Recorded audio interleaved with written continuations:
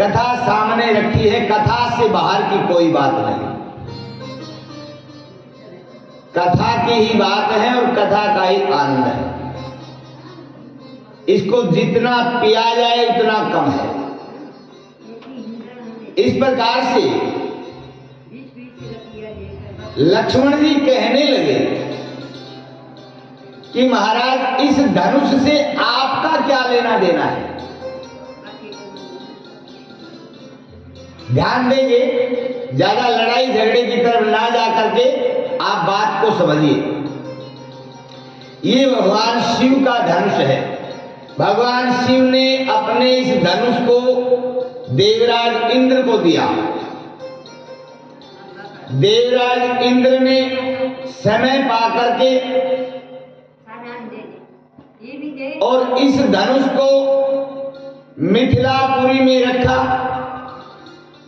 मिथिलापुरी में जितने भी राजवंश में राजा हुए वो इसकी पूजा करते आ रहे हैं। इस प्रकार पूजा करते करते आज महाराजा जनक की पुत्री सीता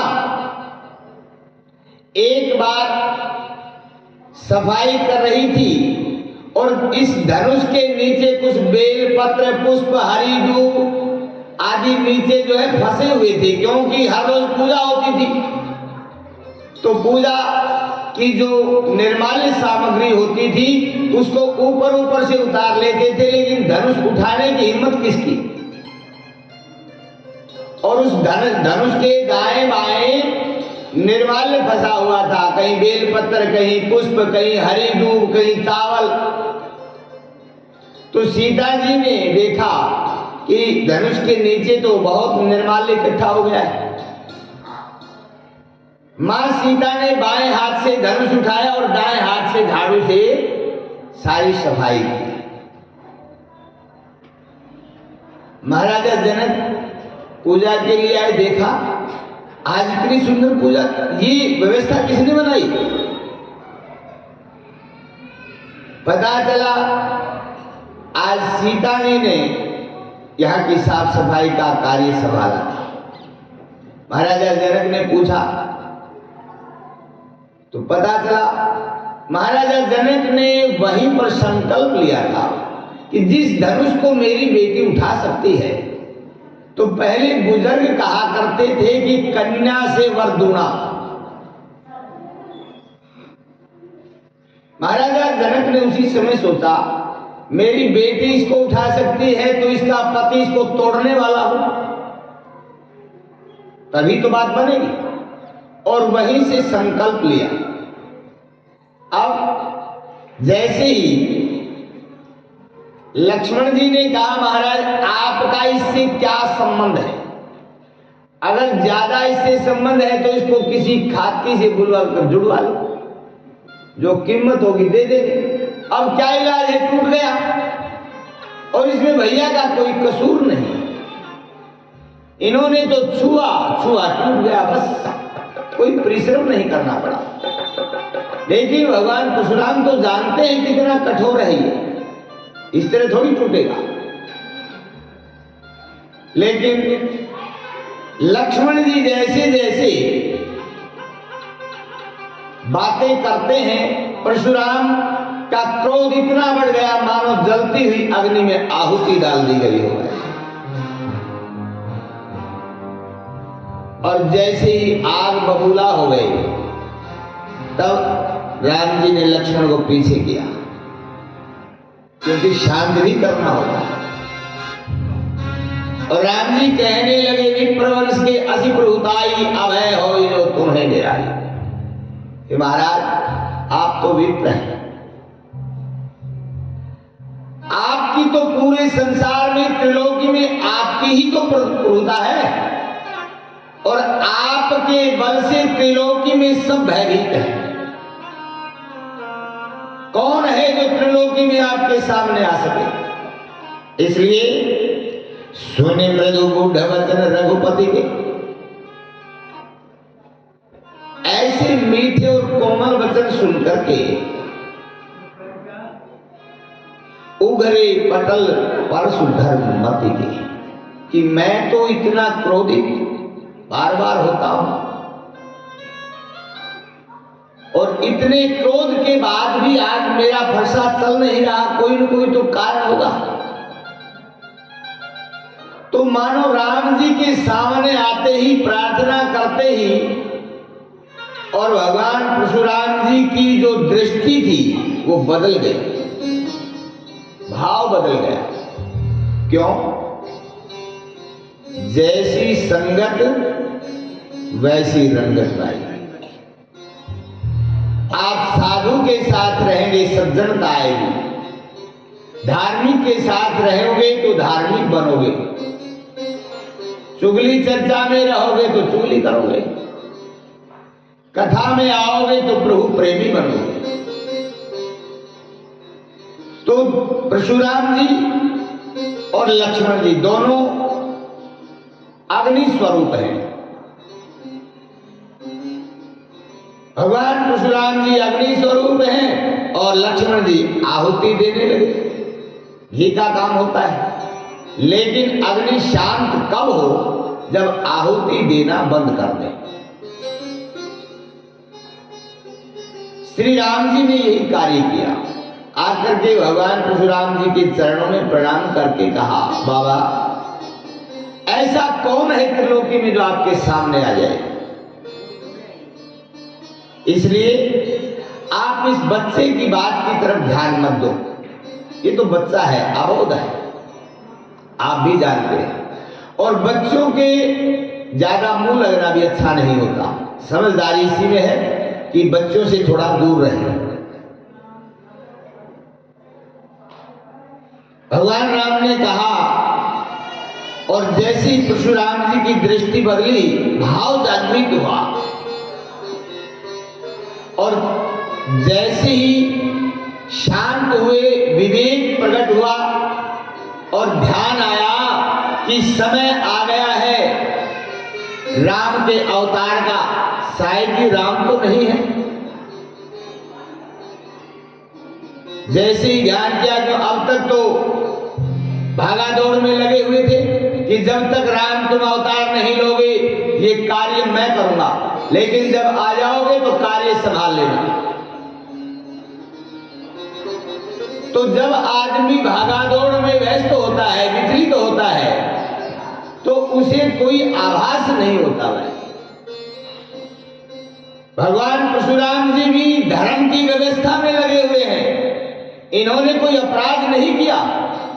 जितने दुष्ट राजा थे, जो व्यभिचारी थे, दुष्ट थे, कामी थे, लुटेरे थे, जो प्रजा का पोषण नहीं शोषण करने वाले थे, उन राजाओं को समाप्त किया करते। जहां जहां भी पता चलता ये राजा दुष्ट है, परशुराम जी वहीं पहुंच जाते। तो परशुराम जी ने धर्म की स्थापना की और जो दुष्ट राजा थे वो भी शील स्वभाव के बन गए भाई। तो जब ये प्रभाव देखा और श्री राम के तेज को देखा तो परशुराम जी की दृष्टि बदली, विवेक जागृत हुआ, और उसी समय परशुराम जी ने कहा, राम रमापति कर धन ले। हे रमापति, हे लक्ष्मीपति नारायण, अगर तुम वही हो राम रूप में तो ये मेरा धनुष लो, क्योंकि परीक्षा के लिए उठा हुआ है गांडीव धनुष। भगवान का जो है, जो अपने हाथ का धनुष परशुराम जी के पास था, तो खेच मिटे मोह संदेह, इसको एक बार लेकर के खींच के दिखाओ ताकि मेरा संदेह दूर हो जाए। अब जैसे ही परशुराम जी ने वो धनुष जैसे ही किया, राम जी के पास स्वतः आ गया अपने आप, और जैसे ही धनुष गया और राम जी ने प्रतिज्ञा चढ़ाई, परशुराम जी ने जय हो जय हो जय हो करके भगवान की प्रार्थना की कि धन्य हो प्रभु। अब ये बात पहले ही बता देते, इतना झगड़ा नहीं होता। इतना कह करके कही जय जय जय रघुकुल केतु रघुपति गए बन ही तपहित। भगवान श्री राम को प्रणाम करके और वहीं पर धनुष सौंप करके, अब तुम जानो, तुम्हारा काम जाने, हम तो भजन करेंगे। और भजन करने के लिए महेंद्रगिरी पर्वत पर जो है चले। माहौल शांत वातावरण हुआ। सभी राजा जो भयभीत थे उनकी सांस में सांस आई। अब तक जो राम जी को बंदी बनाना चाहते थे, उन्होंने देखा कि परशुराम जी भी इनको प्रणाम करके चले गए, तो ये कुछ और है। अब मानो वो राजा इतने शर्मिंदे हो गए कि अब यहां से निकला कैसे जाए। जिस राजा का जैसा मौका लगता है पतली गली से खिसक जाता है, किसी से नहीं कहता कि मैं जा रहा हूं। जिसका जैसे मौका लगता है दृष्टि बदलती है, खिसक जाता है। और सभी राजा इस प्रकार से खिसक गए। आप भय कुटिल मही डेरा नहीं जहते कायर गांव ही पलारे हो। कायर राजा अपने प्राण बचा करके सब अपने अपने स्थान को चले गए। और जब सुखद समय देखा, उसी समय देवन दीनी धुंधवीर प्रभु वर वर्षि भूत हर्षि कुल नर नारी सब मिटी मोह में सूत। उसी समय देवता आसमान में आए, फूलों की वर्षा करने लगे और आनंद का समय आ गया। जितनी आपदाएं, जितनी विपदाएं, जितने कष्ट, जितने दुख थे वो जाते रहे। आनंद का समय आया तो उसी समय जनक कीन कौशिकी प्रणाम। महाराजा जनक ने महामुनि विश्वामित्र के पास आकर के प्रणाम किया। प्रभु प्रसाद धन भंजो रामा, और हाथ जोड़ करके कहने लगे, गुरुदेव प्रभु श्री राम ने धनुष का भंजन कर दिया है। और कहे मुनि सुन सरनाथ प्रवीणा, जैसे ही पूजा धनुष का भंजन हो गया, अब क्या करना चाहिए। महामुनि विश्वामित्र ने कहा, तुम्हारी शरत थी राजन, जो धनुष को तोड़ेगा सीता उसको वरेगी, यही तो शरत थी ना। तो अब धनुष टूट गया, सीता ने जयमाला डाल दी, अब विवाह तो हो चुका है। लेकिन मैं एक सलाह देता हूं, क्या अपनी कुल परंपरा के अनुसार इस विवाह को धूमधाम से किया जाए। क्योंकि सबको पता है स्वयंवर रचा जाएगा तो सीता का विवाह होगा। पूरे नगर वालों ने अपने अपने सेट बनवा रखे हैं, अच्छी अच्छी शॉपिंग कर रखी है, ब्यूटी पार्लर वाले भी इंतजार कर रहे हैं कब आए। तो उनको भी आनंद मिलना चाहिए। अगर आपने इसी तरह सीता को विदा कर दिया तो उनके तो शॉपिंग घर ही कराई रह जाएगी। इसलिए पूरा नगर आनंदित हो, पूरा नगर आनंदित तभी तो होगा। तब बार बार में ड्रेस बदलेंगे, एक बार पहना दोबारा तीसरी फिर तो जो है अपने पड़े। और ऐसे माहौल में तो विशेष करके माताओं का एक भाव होता है कि मैं सबसे सुंदर दिखूं, और किसी से कोई मतलब नहीं। बस बार बार अपने को देखती है, दर्पण की तरह भागती है। 10 बार कम से कम दर्पण के सामने जाकर के सेटिंग करके फिर बाहर निकलती है। तो ये आनंद है, और उत्सव में आनंद होना चाहिए। महामुनि विश्वामित्र ने कहा, राजन विवाह तो हो चुका, लेकिन ये आनंद सबको मिले, इसलिए अपनी कुल परंपरा के अनुसार अपने गुरुओं से पूछो, बड़े बुजुर्गों से पूछो, और अपनी परंपरा के अनुसार धूमधाम से अपनी पुत्री का विवाह करो। उसके लिए क्या करना पड़ेगा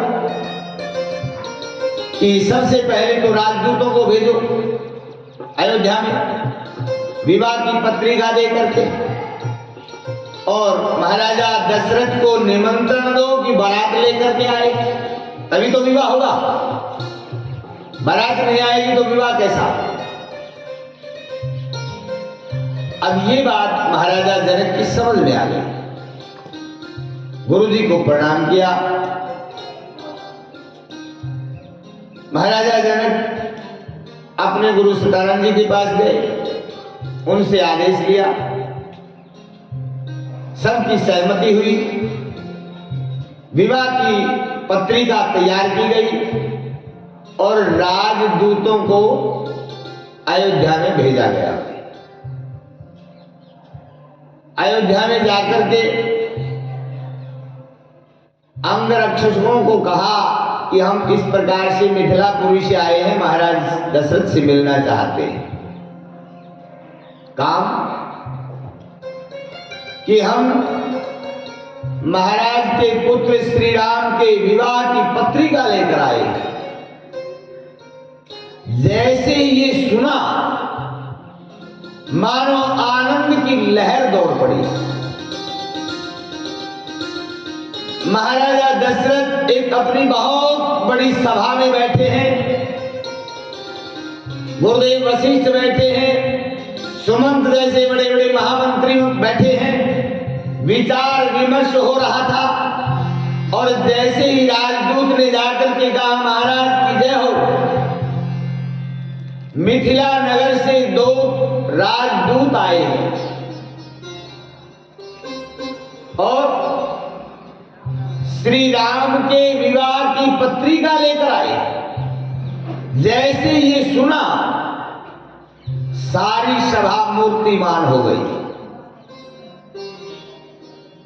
अब तक चर्चा चल रही थी, जब से विश्वामित्र के साथ राम लक्ष्मण गए हैं तब से उनकी कोई खबर नहीं आई। और उसी के बारे में महाराजा दशरथ मंत्रणा कर रहे थे कि महामुनि लेकर तो 2-4 दिन के लिए गए थे, लेकिन अब तक कोई खबर नहीं। तो मानो आदेश दे रहे हो कि जाकर के खबर तो करो, वो किस दशा में है, किस हाल में है, वो कहां है, कैसे है। और मानो इसी के मध्य में समाचार मिला, और समाचार मिलते ही महाराज ने आदेश दिया कि शीघ्रता से बुलाइए। दोनों राजदूत आए, आते ही महाराज को प्रणाम किया और जैसे ही वृतांत दिया कि महाराज की जय हो, हम मिथिलापुरी से महाराजा जनक के आदेश से महाराजा जनक की पुत्री सीता के स्वयंवर में अनेक दूर दूर से राजा महाराजा आए। रावण सहस्रार्जुन जैसे वीर, लेकिन उस धनुष यज्ञ में सब अपमानित होकर के चले गए भाई। और महाराजा दशरथ के पुत्र श्री राम ने उस धनुष का भंजन किया। महाराजा जनक की शर्त के अनुसार विवाह की तैयारी है और महाराज ये विवाह पत्रिका लेकर के हम आए। तो ये विवाह का समाचार सुना, इतने मंत्री वहां पर बैठे हैं। महाराजा दशरथ अपने स्वर्ण के सिंहासन से स्वयं खड़े हुए और अपने हाथ से वो पत्रिका ली, इतने आनंदित हुए। और जैसे ही पत्रिका ली और देखा, पढ़ने लगे। एक बार नहीं, बार बार पढ़ते, कहीं मैं स्वप्न तो नहीं देख रहा। और जैसे ही पढ़ा, अपने आप पर यकीन नहीं हुआ। पास में बैठे गुरुदेव को प्रणाम किया, गुरुजी एक बार देखना, आप तो विद्वान हैं, क्या विवाह पत्रिका ही है? वासिष्ठ जी देख करके मुस्कुराए, यहां से हाँ राजा। अब महाराजा दशरथ ने, देखिए चक्रवर्ती सम्राट हैं और महाराजा दशरथ ने दोनों सेवकों को अपने साथ खड़ा किया है, एक दाएं एक बाएं। यकीन नहीं हो रहा और महाराज इन दूतों को भैया कहकर के संबोधित करते हैं। भैया, क्या तुमने हमारे पुत्रों को नजदीक से देखा? ये दृश्य तुमने देखा है या सुना है? दूतों ने कहा, महाराज हमने अपनी आंखों से इस दृश्य को देखा है। फिर भी पिता है ना, तुमने देखा है तो बताओ मेरे बेटों का स्वभाव कैसा है?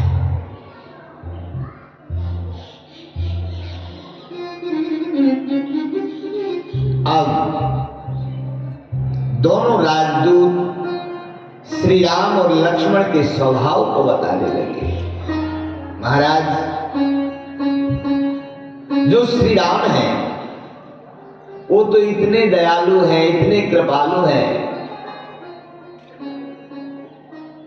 और इतने सुंदर हैं, इतने सहज हैं, इतने सरल हैं, इतने सीधे हैं कि जो एक बार उनको देख लेता है बस वो उन्हीं का हो जाता है।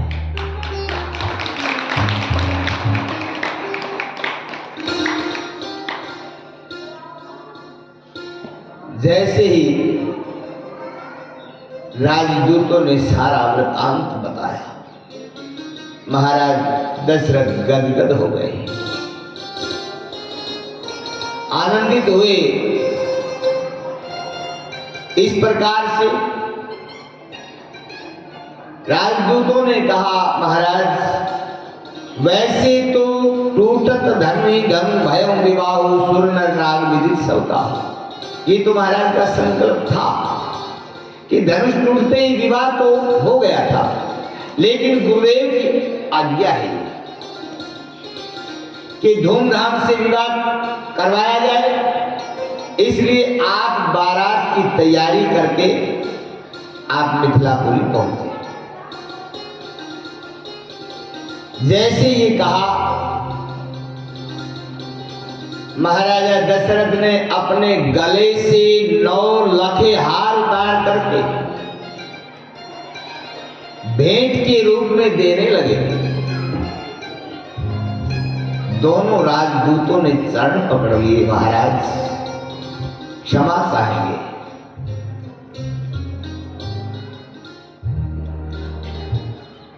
हम कन्या पक्ष वाले हैं महाराज, और कन्या पक्ष वाले वर पक्ष वालों का पानी भी नहीं पीते।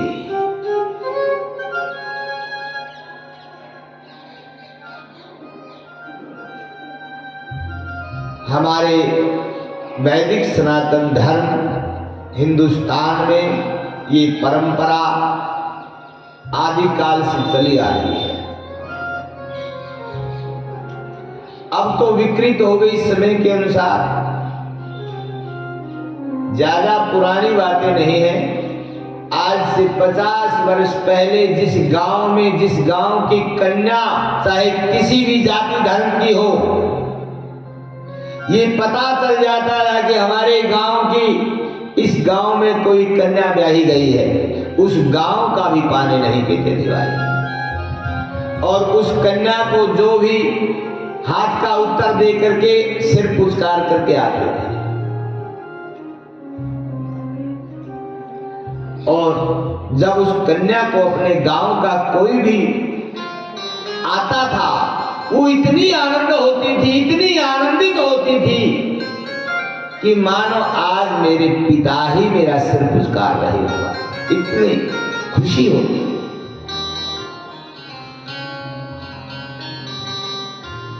ये था हमारा हिंदुस्तान। आज समय बदल गया, आज तो पढ़े लिखे हो गए, कोई बात नहीं, लड़की का खाने में क्या है, 50 का खाया 100 का दे दो। अरे कीमत नहीं होती इन चीजों की। ये भाव, ये श्रद्धा, ये कीमत से नहीं तोली जाती कभी। लेकिन कोई बात नहीं, जैसा समय हो समय के साथ तो ढलना पड़ेगा। राजदूतों ने कहा महाराज क्षमा चाहेंगे, हम कन्या पक्ष वाले हैं, हम तो अपना खाना पीना भी साथ लेकर के आए हैं। उन्होंने दिखाया महाराज हमारा भोजन पानी हमारे साथ है।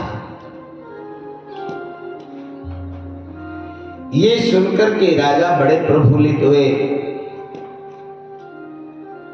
जिस राज्य के राजदूत इतने संस्कारी हैं, उसका परिवार कितना संस्कारी होगा, वहीं से अंदाज लगाया। और उसी समय महाराजा दशरथ ने विवाह की तैयारियां शुरू करवाई और दूतों को विश्राम दिलाया। दूत अवधपुर पठन जाई आने नव दशरथ बुलाई। उसी समय महाराजा दशरथ ने सभी को आदेश दे दिया, आदेश दिया अयोध्या को दुल्हन की तरह सजाने लगे। हाथी घोड़े रथ सभी फौज तैयार हुई, शत्रुघ्नी सेना तैयार की गई, बाराती सजने धजने लगे। भट्टलाल ने सारी व्यवस्था को व्यवस्थित करने के लिए अपने हाथ में इस कमान को संभाला। मंगल कलश अनेक बनाए, गणपताक पट कमल सुहाए, दुल्हन राम रूप गुण सागर शोभिताम सिंह लोक उजागर। अब अयोध्या को दुल्हन की तरह सजाया गया।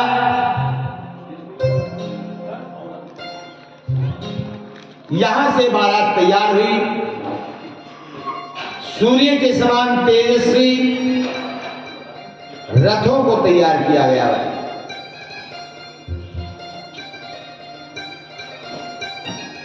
इतने सुंदर रथों को सजाया गया और इतने तेजस्वी घोड़ों को उस रथ में जोता गया, जो कि चाहे नीचे से चले चाहे ऊपर से चले। मानो सामने अगर बहुत बड़ी नदी आ गई तो पुल की भी जरूरत ना पड़े, इतनी तेज गति से चलने वाले सूर्य के समान तेजस्वी एक रथ सजाया गया और एक ब्रह्म तेज से सुशोभित रथ की तैयारी हुई। जो ब्रह्म तेज से सुशोभित रथ है उसमें अपने कुल गुरु श्री वशिष्ठ जी को पहले विराजमान किया, बिठाया, चरणों में प्रणाम किया, आशीर्वाद लिया और फिर जो सूर्य जैसा तेजस्वी रथ था उसके ऊपर स्वयं महाराजा दशरथ आरूढ़ हुए। सभी अपने अपने हाथी घोड़ों को लेकर के, और जैसे ही बारात की तैयारी हुई अयोध्या की महिलाएं गीत गाने लगी। गाँव ही सुंदर मंगल गीता ले ले राम नाम अरुषिता। बहुत उठा भवन अति थोरा मान हो मंगला चहोरा। इतने आनंदित हो गए मानो चारों तरफ आनंद ही आनंद छा गया और बड़े मीठे मीठे गीत गाने लगे। गाँव ही गीत मनोहर जाना अति आनंद जाए बखाना। आनंद का समय है। आइए, अयोध्या से बारात की तैयारी हुई है और आपको पता है जब बारात चलती है तो मीठे मीठे गीत गाए जाते हैं। तो आइए उसी आनंद में मन से अयोध्या में पहुंचते हैं और वही आनंद इस धर्म प्रांगण में हम और आप सभी ले रहे हैं। बोलिए श्री सीताराम भगवान की जय।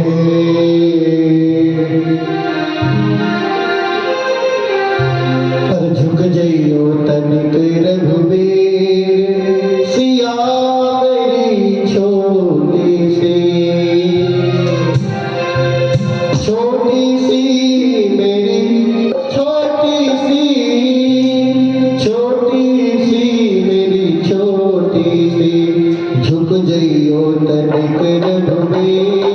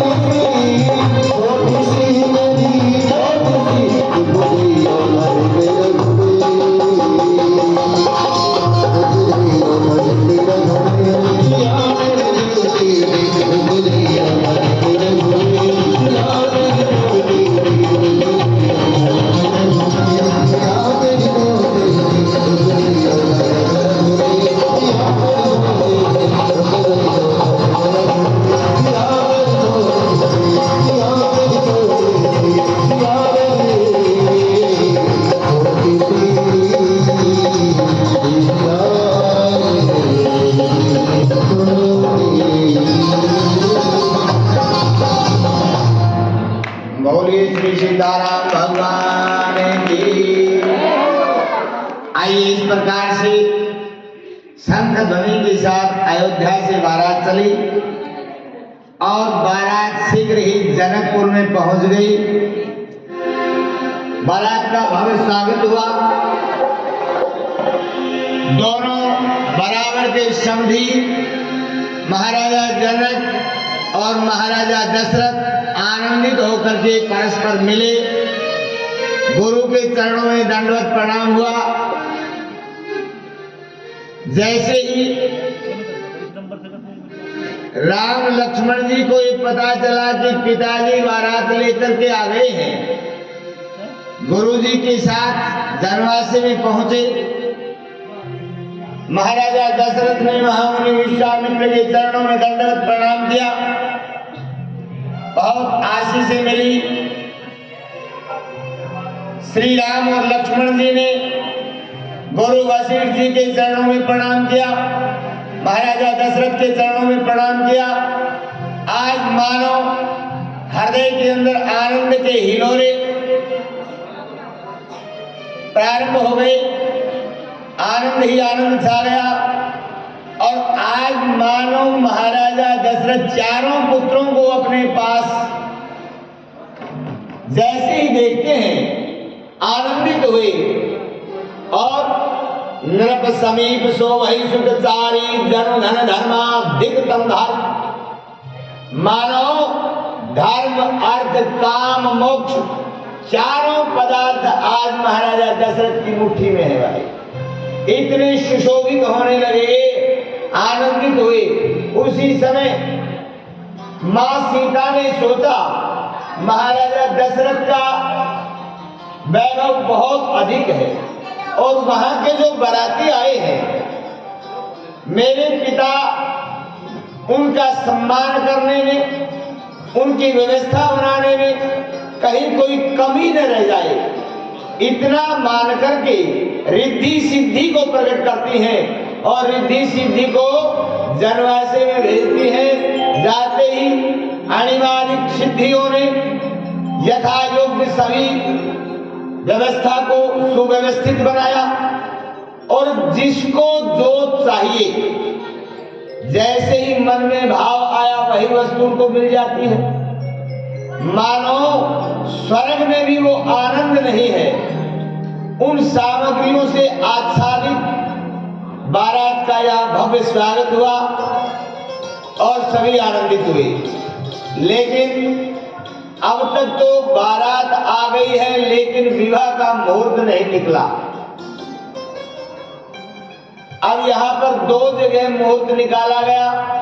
जनवासे में महाराजा दशरथ के कुलगुरु श्री वशिष्ठ जी महाराज ने मुहूर्त को निकाला और इधर मिथिला में महाराजा जनक के कुलगुरु सदानंद जी महाराज ने इस मुहूर्त को निकाला और दोनों ने एक ही मुहूर्त को निकाला भाई। मुहूर्त निकला दो जगह। जब आपस में चर्चा हुई तो एक ही मुहूर्त को निकाला गया और जैसे ही मुहूर्त तैयार हुआ, आप जानते हैं भगवान का विवाह मार्गशीर्ष शुक्ला पंचमी के दिन गोधूली बेला में विवाह का मुहूर्त निकला है। और अब ज्यादा विलंब न करते हुए आइए भगवान श्री राम जिस घोड़े पर बैठते हैं, घुड़चड़ी जो भारती के ऊपर जाते हैं, बारात के साथ स्वयं कामदेव घोड़े के रूप में आया है भाई। काम के ऊपर भगवान राम बैठे हैं और सारी बारात जो है तैयार है। तो आइए, महाराजा जनक के द्वार की तरफ बारात चली है। सब आनंदित होकर के नाचते हुए, गाते हुए, झूमते हुए बारात में यहाँ शामिल होते हैं। क्यों? क्योंकि अब तक तो बिना दूल्हे की बारात थी, सभी भयभीत थे। रास्ते में महाराजा दशरथ से पूछते थे कहाँ जा रहे हो बाराती बन करके, मिथिला में दूल्हा कहाँ है, मुंह नीति गदर हो जाती थी, अरे बिना दूल्हे की बारात। लेकिन अब सारे आनंद ही आनंद है, अब कोई टोकने वाला नहीं है। तो आइए, राजा राम की बारात में हम सभी आनंदित होकर के, जो बारात में चलना चाहे बारात में नाचेंगे, जो कन्या पक्ष वाले हैं वह स्वागत के लिए आनंदित होंगे। बोलिए राजा रामचंद्र भगवान की। आज मेरे राम की शादी है,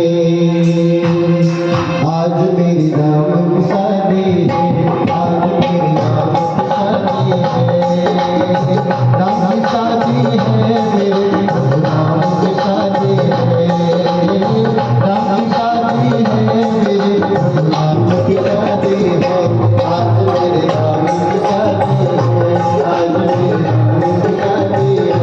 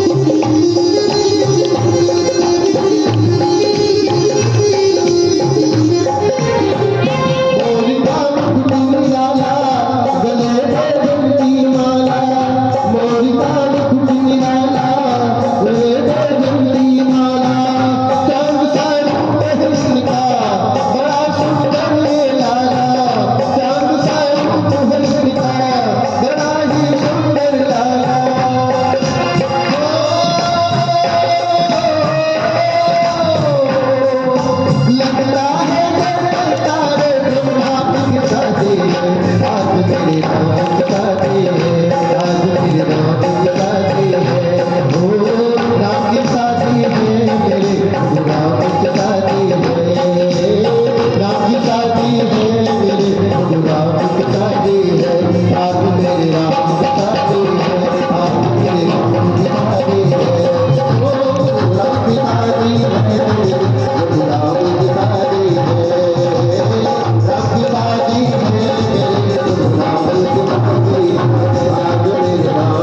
है,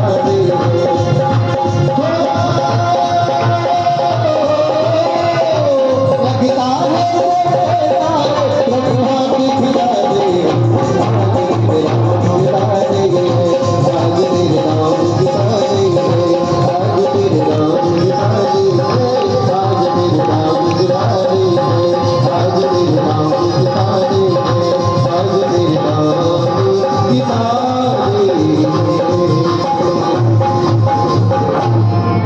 बोले श्री सीताराम भगवान की।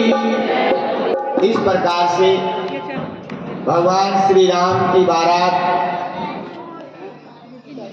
नाचते गाते कूदते महाराजा जनक के राजद्वार के पास पहुंची। मां सुनैना स्वर्ण थाल में प्रभु श्री राम की आरती उतारने लगी। अर्घ आदि कार्य संपन्न हुआ।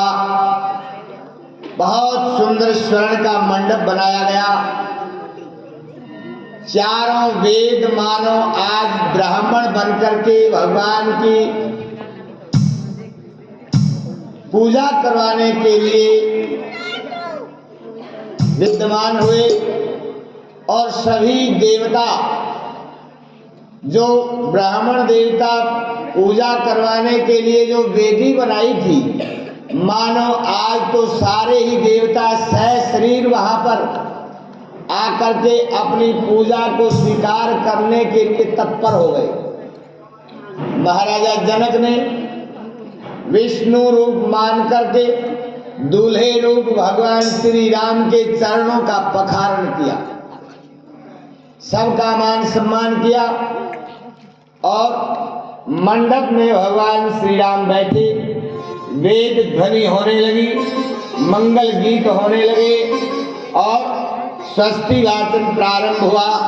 ओम स्वस्ति न इंद्रो बृहस्पतिः, स्वस्ति नः पूषा विश्ववेदाः, स्वस्ति नस्तार्क्ष्यो अरिष्टनेमिः, स्वस्ति नो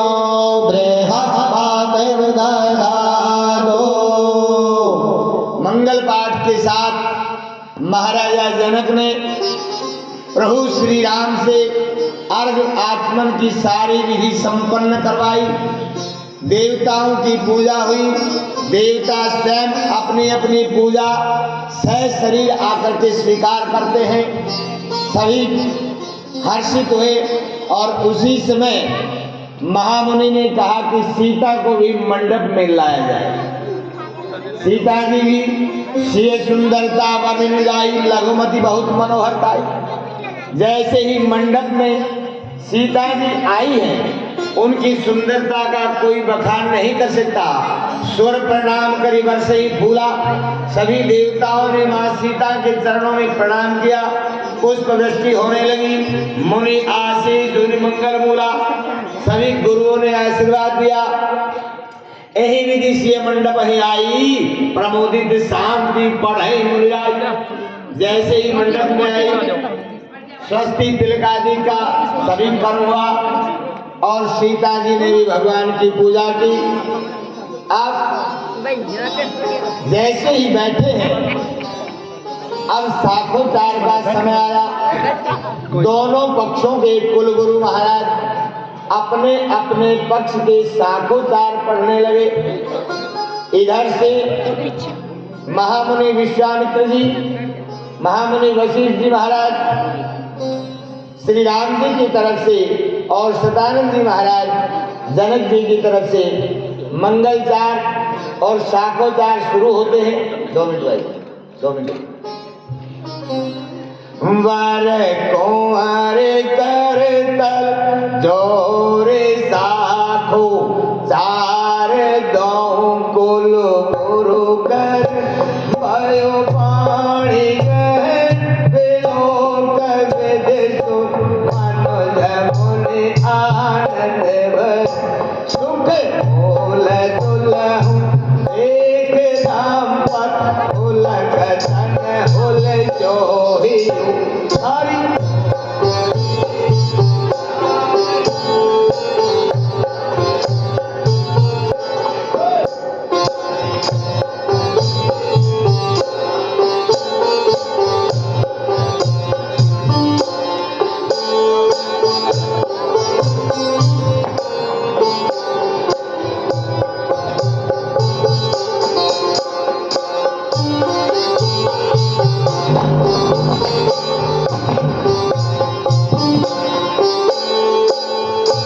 वर कुंवर कर तल गोर साखो चार दो कुल गुरु कर भयो पाणी कह विलोक विदिशु मनुज मुनि आनंद भर सुख मूल दुलहु एक दंपति पुलक धन उल जोहियु सारी लोक वेद विधान कन्या दान प्रभु सरियो भक्तन में गिरिजा बहे हरे शिव सागर निगन कराव शिव समरति वेद सखल गीत गई ओ हरे विनय देव की देह मूर्ति सावरी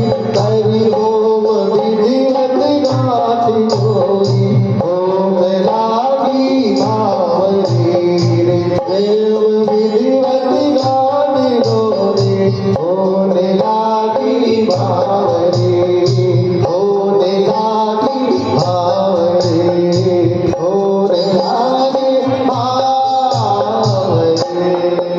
इस प्रकार से दोनों पक्ष के कुलगुरुओं ने साखोचार अपनी अपनी वंश परंपरा के अनुसार गायन किया और फिर महाराजा जनक ने अपनी पुत्री सीता का हाथ लेकर के अपने हाथ में संकल्प करते हुए भगवान श्री राम के हाथ में इस प्रकार दिया जिस प्रकार महाराजा हिमालय ने अपनी पुत्री पार्वती का कन्यादान करके भगवान शिव के हाथ में सौंपा था और सागर ने अपनी पुत्री लक्ष्मी का हाथ भगवान विष्णु के हाथ में सौंपा था। उसी परंपरा से आज महाराजा जनक ने अपनी कन्या सीता का हाथ भगवान श्री राम के हाथ में सौंप दिया। बोलिए श्री सीताराम भगवान की। अब कन्यादान हुआ। कन्यादान के बाद गठजोड़ा हुआ, ग्रंथि बंधन होकर के ब्राह्मणों ने यज्ञ शुरू किया और भावरी पड़ने लगी। भाई फेरे फेरे होने लगे। इस प्रकार से कुंवर कुंवर कल भावरी देही नैन लाभ सब सागर ले। जैसे फेरे होने लगे वहां पर खंभों में हीरे मोती और मणि जड़ित थे। भाई सभी शीशों की तरह, शीशों के अंदर सबकी चमक धमक से प्रभु श्री राम और सीता की इस सुंदरता को निहारने लगे और सभी आनंदित हुए। समय पाकर के सैविधि फेरे विवाह संपन्न हुआ। उसी समय उसी मंडप में महामुनि वासिष्ठ जी ने महाराजा जनक को बुलाया और जनक से कहने लगे, राजन अब तो शुभ घड़ी आई है, तुम्हारे घर में कन्या और है क्या? महाराजा जनक ने कहा, गुरुदेव 3 कन्याएं और हैं। तो वशिष्ठ जी ने कहा, विलंब कैसा, 3 राजकुमार भी हैं। अब तीनों राजकुमारों को भी भर्त लक्ष्मण और शत्रुघ्न को भी दूल्हे के रूप में सजाया गया और इधर से तीनों कन्याओं को सजाया गया। अब किसी सहेलियां आपस में चर्चाएं करती हैं कि इनको बांध तेल तो नहीं करवाया, ये तो ऐसे ही बारात में आए थे। तो सखियां बड़ी चतुर थी, उन्होंने कहा हमारी लली इतनी सुंदर है, जब इन हमारी लली के सामने ये आएंगे तो इनकी सुंदरता से चमकने लगेंगे, अपने आप सुंदर हो जाएंगे, इन्हें किसी बांध तेल की जरूरत नहीं है। तो उसी समय जिस प्रकार से भगवान श्री सीताराम का विवाह हुआ, उसी प्रकार से तब जनक पाय वशिष्ठ आयस, ब्याह साज सवारी कुश के तु कन्या, प्रथम जो गुणशील सुख शोभा, धवरी के प्रीत समेत धरी, ब्याहन भरतहि जानकी लघु, भगिनी सकल सुंदर शिरोमणि जानी, सोतनय जीवी ब्याहि तक नहीं सकल विधि सनिधानी, यही नाम श्रुति कीरति सुलोचन, सुमुख सब गुण आगरी, सोधैर्य कुसूदन ही रूप, रूपशील उजागर। इस प्रकार से उसी मंडप के अंदर कुछ केतु की एक कन्या है जिसका नाम है मांडवी। मांडवी का विवाह श्री भरतलाल जी के साथ हुआ और सीता की छोटी बहन है उर्मिला, उर्मिला का विवाह लक्ष्मण जी के साथ हुआ है। और मांडवी की छोटी बहन है श्रुतकीर्ति, श्रुतकीर्ति का विवाह शत्रुघ्न जी के साथ हुआ। जिस प्रकार भगवान श्री राम और सीता का विवाह वैदिक धर्म के अनुसार, ब्रह्म पद्धति के अनुसार हुआ, उसी प्रकार चारों भाइयों का विवाह हुआ। आइए अब वरमाला का समय आ गया है। सभी वरमाला यहाँ पर उत्सव के रूप में पहले सीता श्री राम जी को पहनाएगी, मांडवी श्री भरत जी को पहनाएंगी और श्रुतकीर्ति शत्रुघ्न जी को पहनाएगी। इस प्रकार से अपने अपने हाथ में, और फिर जो है वर दूल्हा बने हैं मेरे राम की जोड़ी बने। ओम मंगलम भगवान विष्णु, मंगलम गरुड़ध्वज, मंगलम पुंडरीकाक्ष, मंगलाय मनोहरि। लोकाभिराम